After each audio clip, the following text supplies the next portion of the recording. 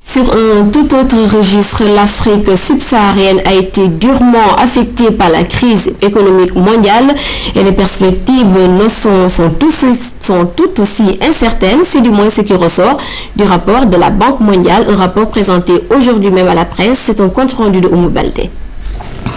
Siège de la Banque mondiale à Dakar, sur la Corniche Ouest. À l'intérieur des locaux, tout est fin prêt pour la vidéoconférence.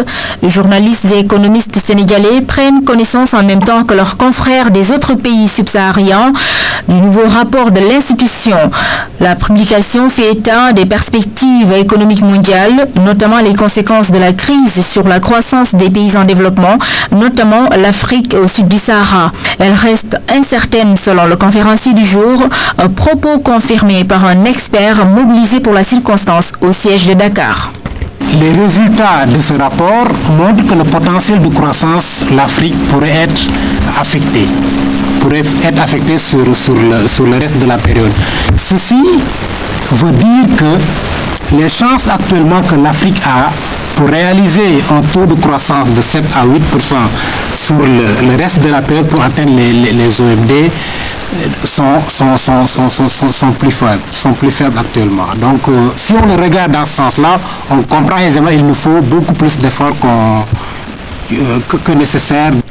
Le cas du Sénégal est aussi évoqué dans la nouvelle étude.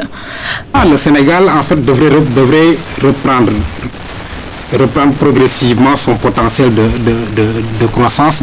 Selon le conférencier du jour, la présente étude n'a pas fait de proposition, mais exhorte néanmoins les États à rester prudents et à chercher à améliorer leurs économies, tout en reconnaissant les efforts faits par les uns et les autres. Pour constater d'ailleurs de visu ces efforts sur le terrain, le président de la Banque mondiale va effectuer une tournée africaine à partir de la semaine prochaine.